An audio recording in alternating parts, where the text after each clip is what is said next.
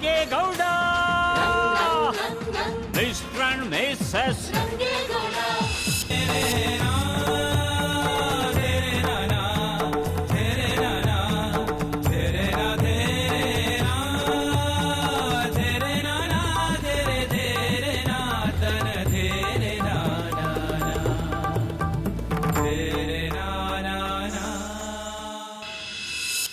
ಸಾರು ಕೊಡಮ್ಮಿ ಬಿಡಮ್ಮಿ ಅಯ್ಯೋ ಅದು ಬಿದ್ದೆ ಹೋಯ್ತದಲ್ಲಿ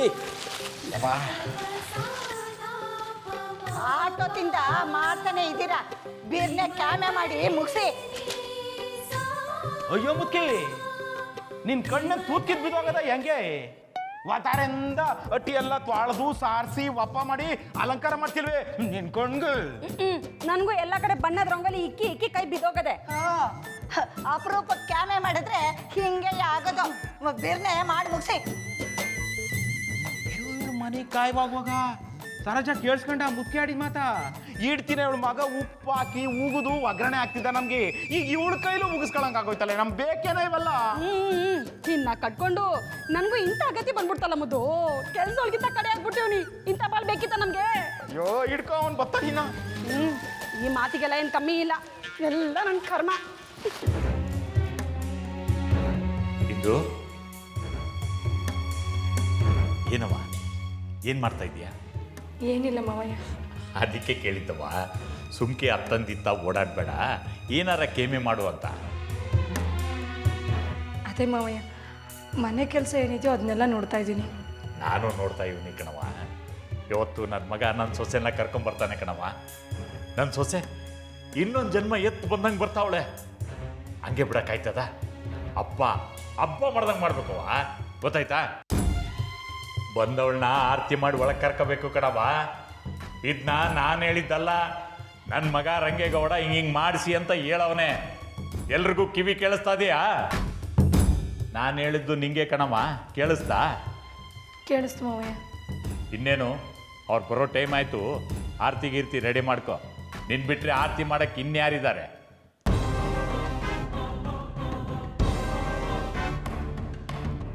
ಇದೇನು ಮಮ್ಮಿ ಕುರಿ ಅಂತ ಮುರುಗುಟ ಬದಲು ಗರ್ಜಿಸ್ತಾ ಇದೆ? ಅದು ಗರ್ಜಿಸ್ತಾ ಇಲ್ಲ ಕಣ್ಲ, ಬೋಗೊಳ್ತಾ ಇದೆ. ಹಂಗಂತೀಯ? ಇರಲಿ ಅತ್ತೆಗೊಂದು ಕಾಲ ಸೊಸೆಗೊಂದು ಕಾಲ ಅನ್ನೋ ಹಂಗೆ ಕತ್ತೆಗೂ ಒಂದು ಕಾಲ ಬಂದೋಯ್ತು. ಅದಕ್ಕಿದೆ ಸಾಕ್ಷಿ.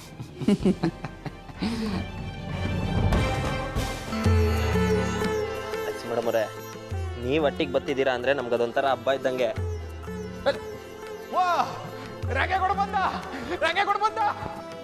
ಹೇಳ್ಬೇಕು ಅಂದರೆ ಇದು ನಿಮ್ಗೆ ಇನ್ನೊಂದು ಹುಟ್ಟದ ಹಬ್ಬ ಮೇಡಮ್ ಅವರೇ. ಅದಕ್ಕೆ ನೋಡಿ ಅಟ್ಟಿನೆಲ್ಲ ಹೆಂಗೆ ತಯಾರು ಮಾಡ್ತೀವಿ ಅಂತ.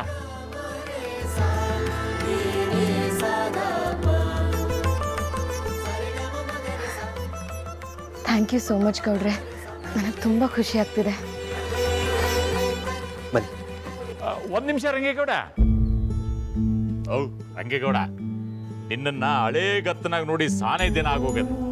ತಂಪು ಕನ್ನಡಕ ಏರಿಸ್ಕೊಂಡು ಹೆಂಡ್ತಿನೂ ಕರ್ಕೊಂಡು ಒಳಗ್ ಬಾ. ತಗ ಇದನ್ನ. ಹಂಗಂತೀಯಪ್ಪಯ್ಯ? ಹಂಗಾರೆ ನೀನ್ ತಗ ಇದ್ನ ಕೊಡು. ಹಂಗೆ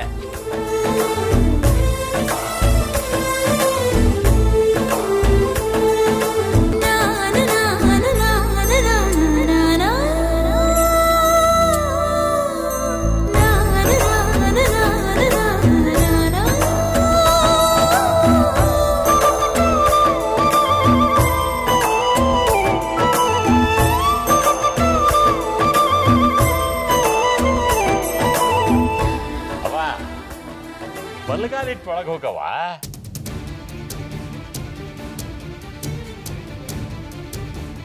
ಈ ಸಾರಿ ಸೊಸೆ ಆಗಲ್ಲ, ಶಕ್ತಿ ದೇವತೆಯಾಗಿ ಒಳಗ್ ಕಾಲಿಡವ.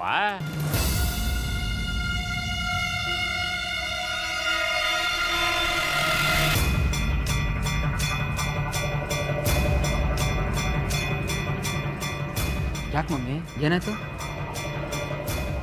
ನಿಮ್ಮಪ್ಪ ಹೇಳ್ದಂಗೆ ಅವಳು ನನ್ನ ಕಣ್ಣಿಗೆ ಶಕ್ತಿ ದೇವತೆ ಥರನೇ ಕಾಣಿಸ್ಬಿಟ್ಲು ಕಣ್ಣ. ಏನೋ ಶಕ್ತಿ ದೇವತೆನಾ? ಅದಕ್ಕೆ ನೀ ಎದುರ್ಕೊಬಿಟ್ಯಾ? ಏನ ಎದ್ರಕೊಳ್ಳೋದ ನಾನಾ?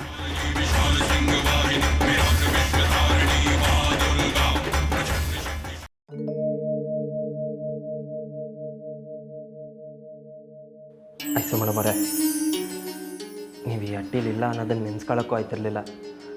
ಆದರೆ ಈಗ ನೀವು ಮೊದಲಿನ ಥರನೇ ಹುಷಾರಾಗಿ ಬಂದಿರೋದು ನನಗಂತೂ ಸಾನೇ ಸಂತೋಷ ಆಯಿತು. ಆ ಉಪಕಾರಕ್ಕೆ ಅದ್ಯಾವ್ರಿಗೆ ಕೈ ಮುಗಿರಿ.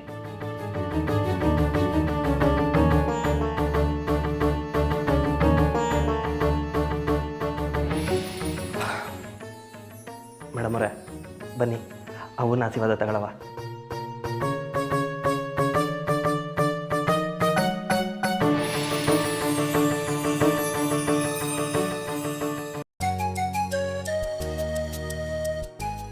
ಅವ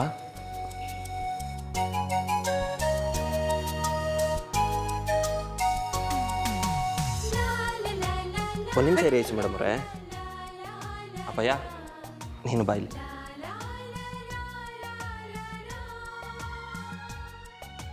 ನಮ್ಮಿಬ್ರು ಮ್ಯಾಗ ಯಾವಾಗಲೂ ತಂದೆ ತಾಯಿ ಇಬ್ಬರು ಆಶೀರ್ವಾದನೂ ಇರಬೇಕು. ಈಗ ನಮಸ್ಕಾರ ಮಾಡ್ಕೊಳ್ಳಿ.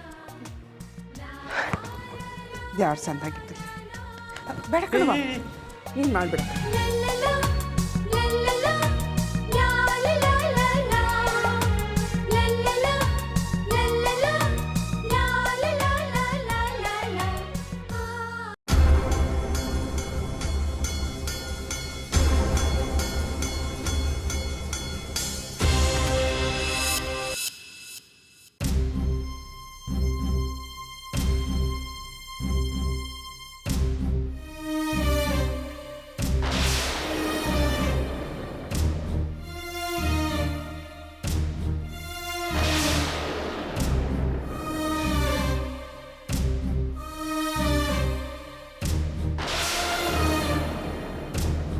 ಐಸು ಮೇಡಮರೇ,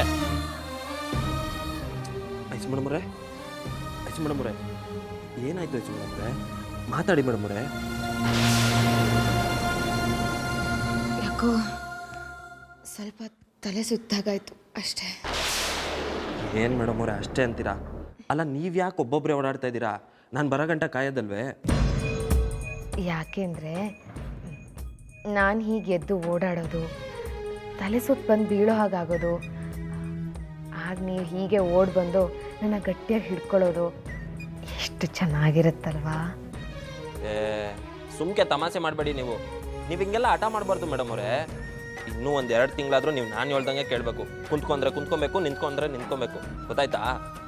ಗೌಡ್ರೆ, ನಾನು ನಿಮ್ಮನ್ನ ಗೌಡ್ರೆ ಅಂತ ಕರಿಬೇಕಾ ಇಲ್ಲ ಮೇಸ್ಟ್ರೆ ಅಂತ ಕರಿಬೇಕಾ? ಸುಮ್ಕೆ ಇರಿ ಮೇಡಮ್ ಅವರೇ, ಎಲ್ಲದಕ್ಕೂ ತಮಾಷೆ ಮಾಡಬೇಡಿ. ನೀವು ಬನ್ನಿ, ಇಲ್ಲಿ ಕುತ್ಕೊ ಬನ್ನಿ, ಬನ್ನಿ ನಿಧಾನ.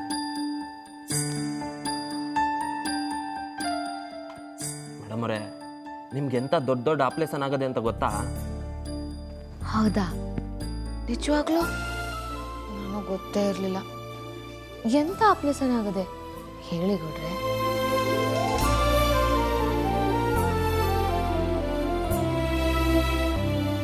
ಅಯ್ಯೋ ಇರಲಿ ಹೇಳಿ ಗೌಡ್ರೆ. ನೀವು ಸಿಟ್ಟು ಮಾಡ್ಕೊಂಡು ಹೇಳಿದ್ರೆ ಎಷ್ಟು ಮುದ್ದ ಕಾಣ್ತಿರೋ ಗೊತ್ತಾ? ಸಿಟ್ಟು ಮಾಡ್ಕೊಂಡೆ ಹೇಳಿ, ಪರವಾಗಿಲ್ಲ. ಐಸು ಮೇಡಮ್ ಅವರೇ, ನೀವು ಹಿಂಗೆ ತಮಾಷೆ ಮಾಡ್ಕೊಂಡು ಮಾತಾಡಿದ್ರೆ ನನಗೂ ಖುಷಿನೇ. ಆದರೆ ಈಗ ಎಲ್ಲದಕ್ಕಿಂತ ಹೆಚ್ಚಾಗಿ ನಿಮ್ಮ ಆರೋಗ್ಯ ಮುಖ್ಯ. ಕೈ ಮುಗಿತೀನಿ ಮೇಡಮ್ ಅವರೇ, ಹೊಸಿ ದಿನ ನನ್ನ ಮಾತು ಕೇಳಿ, ಹೊಸಿ ಸುಧಾರಿಸ್ಕೊಬಿಡಿ. ಆಮೇಲೆ ನೀವು ಹೆಂಗೆ ಹೇಳ್ತೀರೋ ಹಂಗೆ ಹೇಳ್ತೀನಿ, ಆಯಿತಾ? ಗೌಡ್ರೆ, ಈ ನಿಮ್ಮ ಪ್ರೀತಿನೇ ನನ್ನ ಉಳಿಸ್ಕೊಂಡಿರೋದು. ಸರಿ, ನೀವು ಹೇಳ್ದಾಗೆ ಕೇಳ್ತೀನಿ. ಸಮಾಧಾನನಾ? ಸರಿ ಹೇಳಿ, ಈಗ ನಾನು ಏನು ಮಾಡಬೇಕು? 3 ಹೊತ್ತು ಸುಮ್ಮನೆ ಮಲ್ಕೊಂಡಿರ್ಬೇಕಾ? ಅಯ್ಯಯ್ಯೋ, ನಾನು ಹಂಗೆ ಹೇಳಲಿಲ್ಲ ಐಸು ಮೇಡಮ್ ಅವರೇ. ನೀವು ಒಬ್ಬರೇ ಇದ್ದಾಗ ಕುಂತ್ಕೊಂಡಿರಿ, ಇಲ್ಲಾಂದರೆ ಮನೆ ಕಂಡಿರಿ. ಆದರೆ ಒಬ್ಬೊಬ್ಬರೇ ಓಡಾಡೋಕೆ ಮಾತ್ರ ಯಾರಾದರೂ ನಿಮ್ಮ ಕೂಟ ಇರಲೇಬೇಕು. ಸರಿ, ಹಾಗಿದ್ರೆ 24 ಗಂಟೆ ನೀವು ನನ್ನ ಪಕ್ಕದಲ್ಲಿ ಇರ್ತೀರಾ ಅನ್ನೋದಾದರೆ ನಾನು ಈ ಕಂಡೀಷನ್ಗೆ ಒಪ್ಕೋತೀನಿ. ಓಕೆನಾ? ನಾನಾ 24 ಗಂಟೆನೂ ನಿಮ್ಮ ಕೂಟನೇ ಇರಬೇಕಾ? ಏನು ಗೌಡ್ರೆ, ನಾನು ಹಾಸ್ಪಿಟ್ಲಲ್ಲಿ ಮಲಗಿದ್ದಾಗ ಜೊತೆಗೆ ಇದ್ರಿ.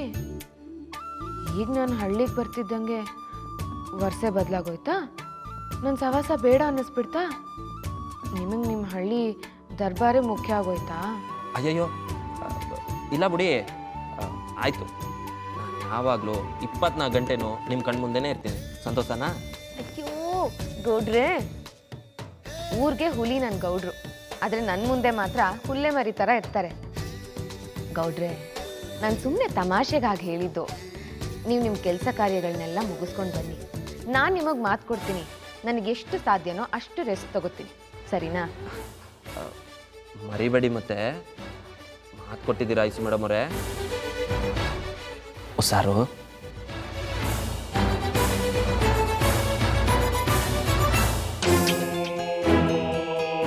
ಐಮ್ ಸಾರಿ ಗೌಡ್ರೆ, ನೀವು ಹೇಳ್ದಾಗೆ ಆರಾಮಾಗಿರೋದಕ್ಕಾಗೋದಿಲ್ಲ. ಅರ್ಧಕ್ಕೆ ಬಿಟ್ಟಿರೋ ಕೆಲಸ ತುಂಬ ಇದೆ.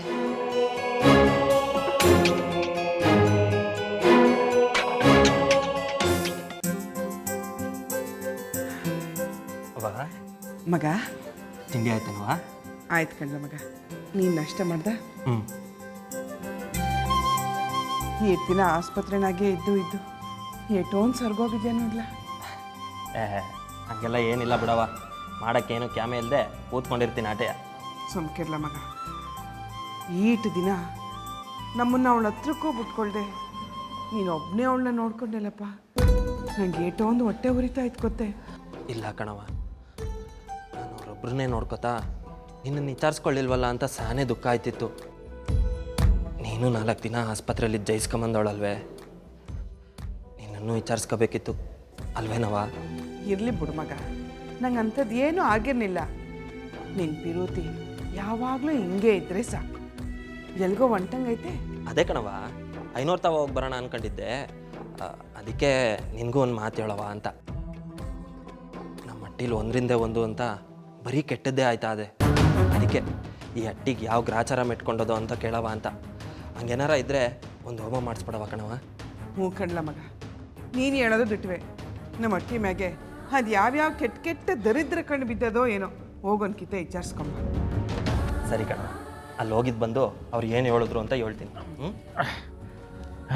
ಅಯ್ಯಯ್ಯೋ, ಇದ್ಯಾಕಪ್ಪಯ್ಯ ನೀನು ಈ ಕ್ಯಾಮೆನೆಲ್ಲ ಮಾಡ್ತಿದ್ಯಾ? ಇದನ್ನೆಲ್ಲ ಮಾಡೋ ಕಟ್ಟಿಲ್ ಬೇರೆ ಯಾರು ಇಲ್ವೇ? ಬಿಡು.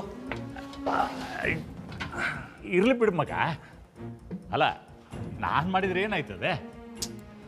ಅದೆಲ್ಲ ಏನು ಬೇಡ ನೋಡಿ. ಇನ್ಮೇಲೆ ನೀವು ಯಾವುದೇ ಕಾರಣಕ್ಕೂ ಈ ಥರ ಎಲ್ಲ ಯಾವ ಕ್ಯಾಮೆನೂ ಮಾಡ್ಕೊಡ್ದು. ನಿಮಗೂ ವಯಸ್ಸಾಗದೆ, ಹೊಸ ಆರಾಮಾಗಿರಿ. ಸರಿ, ಹಂಗಾರೆ ನಾನು ಇನ್ನು ಹೋಗಿದ್ದು ಬರ್ತೀನಪ್ಪಯ್ಯ.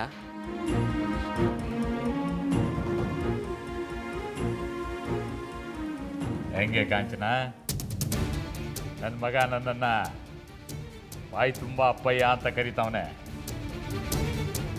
ಮುಗಿದೋಯ್ತು, ನನಗೆ ನನ್ನ ಹಟ್ಟಿಗಂಟಿದ ಸಾಪ ಮುಗಿದೋಯ್ತು.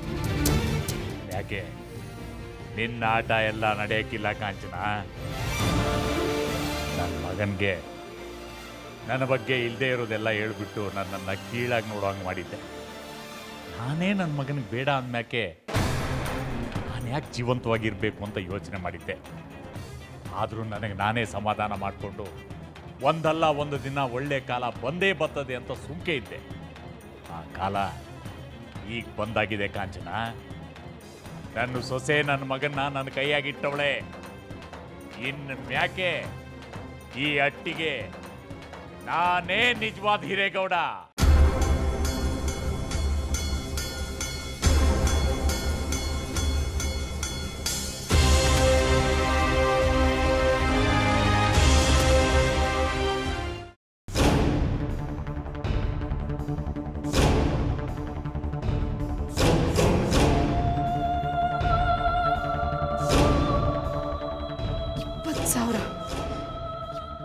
ಕೊಟ್ಟು ತಂದಿದ್ದೀನಿ. ಚಾಕು, ಚೂರಿ, ಮಚ್ಚು ಇವೆಲ್ಲ ನಮ್ಮಂಥವ್ರಿಗೆ ಸೆಟ್ ಆಗಲ್ಲ. ಇದೇ ಸರಿ, ಇದು ಬ್ರಹ್ಮಾಸ್ತ್ರ ಇದ್ದಂಗೆ. ಸರಿಯಾಗಿ ಗುರಿ ಇಟ್ಟು ಹೊಡೆದ್ರೆ ಟಮಾರ್.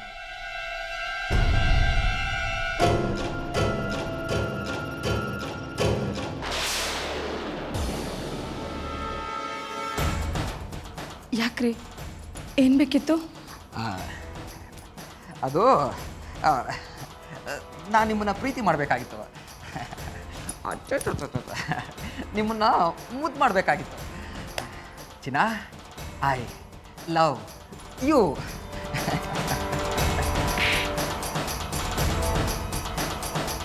ವೇಸ್ಟ್ ಫೆಲೋ ನೀನು, ದರಿದ್ರದವಳು. ಹೇಳಿದ್ದು ಒಂದು ಕೆಲಸನ ನೆಟ್ಟಿಗೆ ಮಾಡೋಕ್ಕಾಗಲಿಲ್ಲ ನಿಂಗೆ. ತಳ್ಳದೆ ಹೇಳಿದ ಕೆಲಸನೂ ಮಾಡಿದೆ, ಆದರೆ ಏನು ಪ್ರಯೋಜನ? ಆ ಐಶ್ವರ್ಯ ಉಳ್ಕೊಬಿಟ್ಲಲ್ಲ. ಹೋಗ್ಲಿ, ಕೈ ಕಾಲು ಬಿದ್ದೋಗೋ, ತಲೆ ಹೊಡ್ಕೊಂಡು ಏನೋ ಒಂದು, ಒಟ್ಟಿನಲ್ಲಿ ಅವಳ ಪರಿಸ್ಥಿತಿ ಚೆನ್ನಾಗಿರಲಿಲ್ಲ ಅಂದರೆ ಓಕೆ. ಆದರೆ ನೋಡು, ಮೊದಲಿನಗಿಂತ ಇವಾಗ ಸೂಪರ್ ಆಗಿದ್ದಾಳೆ.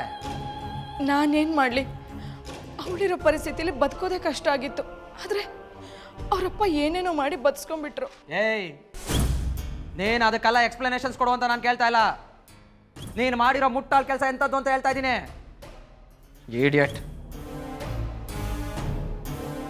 ಇವಾಗ ಏನು ಮಾಡೋದು? ಅವಳೇನಾದರೂ ನನ್ನ ಬಗ್ಗೆನೋ ನಿನ್ನ ಬಗ್ಗೆನೋ ನಮ್ಮ ರಂಗೇಗೌಡನ ಹತ್ರ ಅಥವಾ ಬೇರೆ ಇನ್ಯಾರ ಹತ್ರನೋ ಹೇಳ್ಬಿಟ್ರೆ ಏನು ಮಾಡೋದು?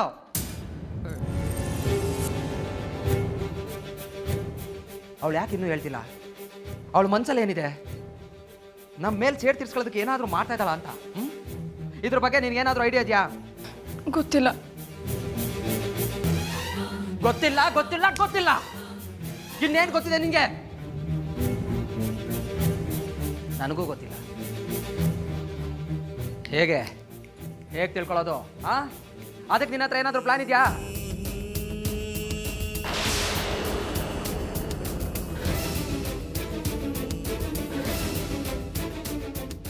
ನಾಟಕ ನಾಟಕ ನಾಟಕ. ನಿನ್ನ ನಾಟಕಗಳನ್ನ ನನ್ನ ಕೈಲಿ ನೋಡೋದಕ್ಕಾಗೋದಿಲ್ಲ ಕಣೆ. ಎದುರುಕೊಳ್ಳೋ ಥರ ಚೆನ್ನಾಗೇ ನಾಟಕ ಆಡ್ತೀಯ ನೀನು. ಆ ಐಶ್ವರ್ಯನ ತಲೆಯಲ್ಲಿ ಏನಿದೆ ಅಂತ ಗೊತ್ತಾಗ್ತಿಲ್ಲ, ನಿನ್ನ ತಲೆಯಲ್ಲಿ ಏನಿದೆ ಅಂತ ನನಗೆ ಗೊತ್ತಾಗ್ತಿಲ್ಲ. ಹೋಗ್ಲಿ, ನೀನು ಏನು ಮಾಡಬೇಕು ಅಂತಿದ್ಯಾ ಅದು ನನಗೆ ಗೊತ್ತಾಗ್ತಿಲ್ಲ.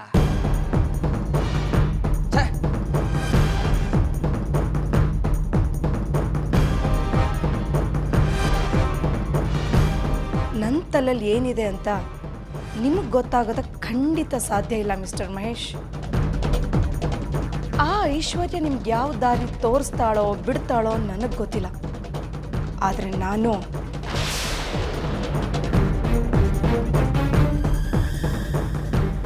ಆ ರಂಗೇಗೌಡ ಅದೇನೋ ಪೂಜೆ ಮಾಡಿಸ್ತೀನಿ ಅಂತ ಹೋಗಿದ್ದಾನೆ.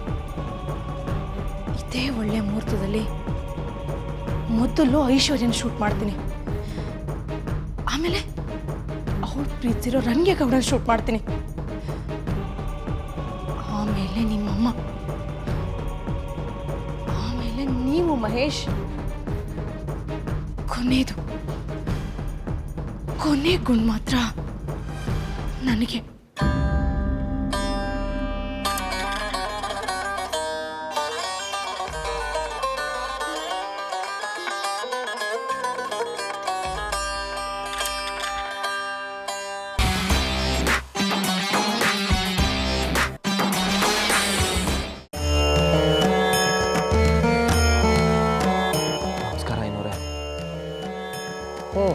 ಬನ್ನಿ ಗೌಡ್ರೆ, ಆಗ್ಲಿಂದ ನಿಮ್ಮ ದಾರಿಯಲ್ಲೇ ಕಾಯ್ತಾ ಇದ್ದೆ. ಕೂತ್ಕೊಳ್ಳಿ.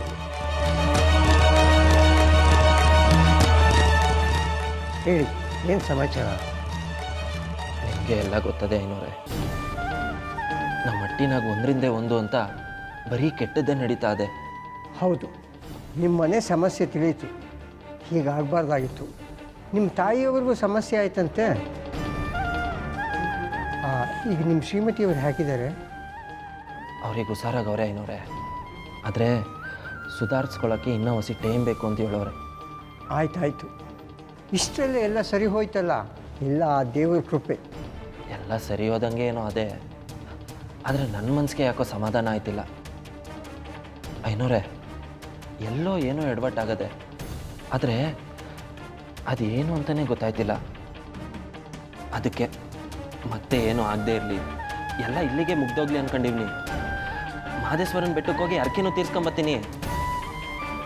ಅಟ್ಟಿನಾಗ ಶಾಂತಿ ಗಿಂತಿ ಏನಾರ ಮಾಡಿಸ್ಬೇಕಂತ ಮನಸ್ಸು ಹೇಳ್ತಾ ಇದೆ. ಅದೇನು ಅಂತ ಹೊಸಿ ನೋಡ್ತೀರಾ ಐನೋರೆ?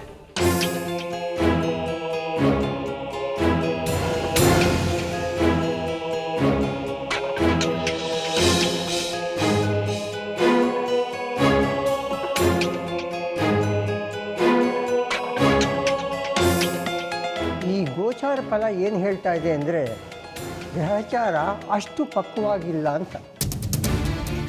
ಮನೆಗೆ ಕಂಟಕ ಇನ್ನೂ ಇದೆ ಅಂತ ಅನಿಸ್ತಾ ಇದೆ.